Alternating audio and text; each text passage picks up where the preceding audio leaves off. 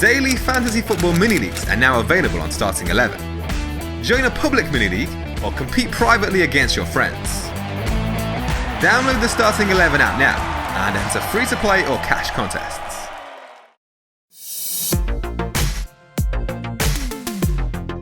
It all started so well for Wolves, but 2 second-half goals for Cardiff saw just a 1-point return for Rui Patricio, and that's now 6 games without a clean sheet for the Portuguese international. The defenders really stepped up this week, with 5 out of 5 returns at the back, after Matt Doherty opened the scoring with a goal against Cardiff, his 4th attacking return of the season. Chelsea and Crystal Palace didn't concede any big chances in their respective wins over Fulham and Burnley, while Liverpool restricted Everton to 3 efforts on target in the Merseyside derby. Only 5 teams managed fewer in Gameweek 14. There wasn't much luck across the midfield positions, with Eden Hazard the only man to find a return. The Belgian international had previously come close to points when Alvaro Morata fired over the bar from a rebound. Sergio Agüero's absence through a late muscle injury saw Ryan Fraser come off the bench, but the Bournemouth midfielder was unable to return points from his 2 attempted assists against the league leaders. Mohamed Salah provided 4 attempted assists during the narrow win over Everton, including 2 big chances created, so was unfortunate not to come away with any returns.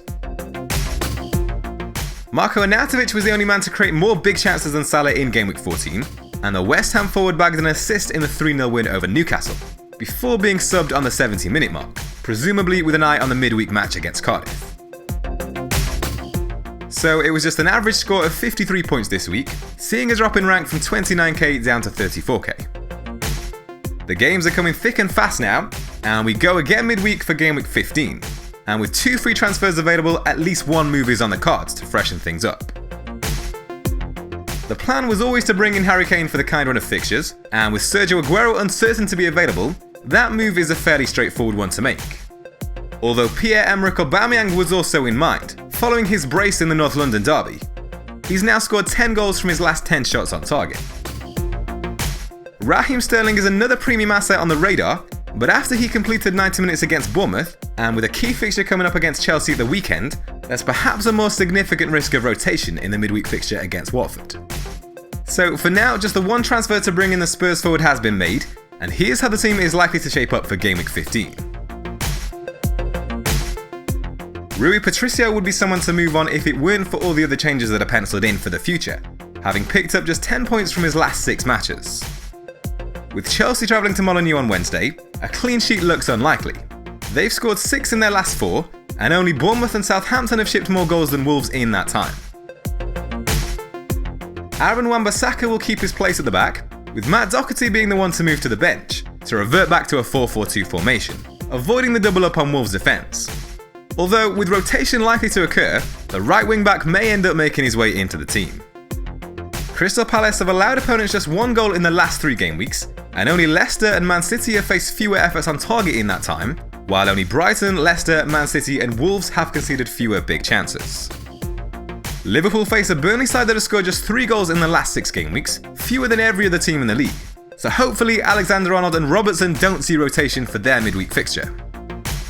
Marcos Alonso was withdrawn early against Fulham after a poor performance, so he's perhaps another player at risk of rotation, with Emerson waiting in line.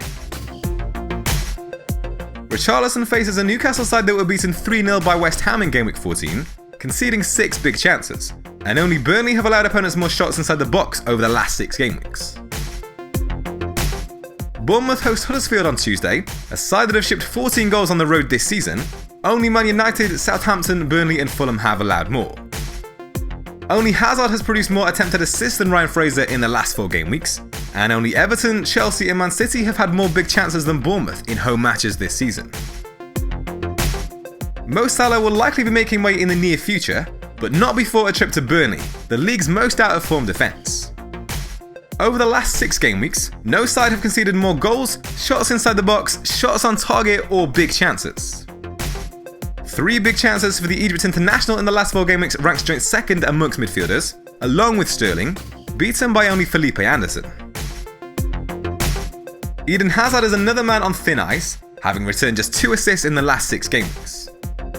Aubameyang and Sterling are the premium assets likely to come in over the next couple of game weeks, but as mentioned earlier, fears of midweek rotation for Sterling mean that the Belgian will get at least 1 more game. No player has produced more attempted assists or created more big chances than the Chelsea midfielder in the last 4 game weeks, despite having had reduced game time. Marko Arnautovic's matched Hazard's total of 4 big chances created in the last 4 game weeks, and no forward has provided more than his 9 attempted assists in that time. His early withdrawal against Newcastle should mean he's in line for another start in Gameweek 15, when Cardiff travel to the London Stadium, having shipped 10 goals in their last 6 games. Only Wolves, Southampton, Fulham and Burnley have conceded more. Finally, it's Harry Kane who'll complete the lineup, as Spurs take on Southampton at Wembley for their midweek match. 12 shots on target by the Spurs man in the last 4 game weeks is twice as many as any other forward has managed, and only Sterling and Sané have directly contributed to more goals during that period, across all positions. The Spurs forward is a strong contender for the armband, and he's definitely outperforming the alternatives in terms of goal attempts, with a league high total of 19 in the last 4 game weeks. But he still looked a little bit deep against Arsenal, registering just 2 touches inside the box during the game, and offering little besides the penalty goal. So for now, after an early withdrawal against Everton, the armband remains on Mo Salah for the trip to Burnley. Liverpool have scored 22 goals in 9 league games against teams outside of the current top 6 places, at an average of 2.4 per game, and Salah's 11 goal involvements this season have all come during 8 out of those 9 matches.